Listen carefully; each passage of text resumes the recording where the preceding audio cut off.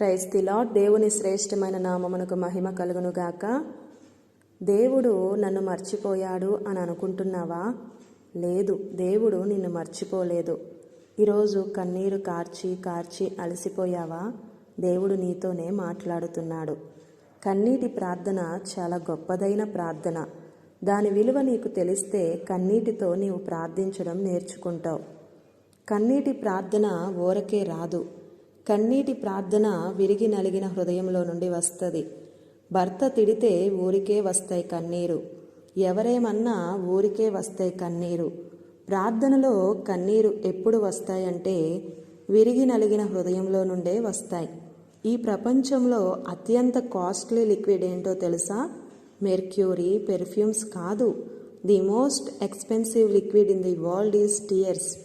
కన్నీరు చాలా విలువైనది.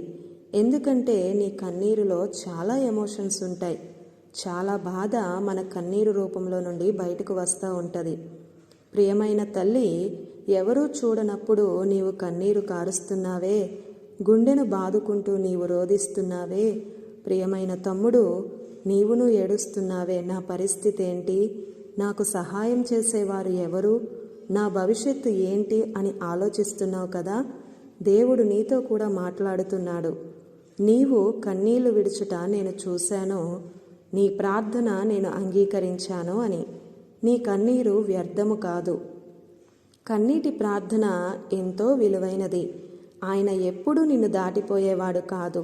నీ కన్నీటిని చూస్తున్నాడు, నీ కన్నీటిని తుడుస్తాడు, నీ కన్నీటిని కవిలలో దాస్తున్నాడు. మర్చిపోకు. నీకు ఒక విషయం చెప్పనా? నా వల్ల కాదని నువ్వు చేతులు ఎత్తేస్తే నీ చేతులు పట్టుకుని అప్పుడు యేసయ్య అంటాడు, నా వల్ల అవుతుంది, విశ్వాసముంచు అని. ఆమేన్. God bless you.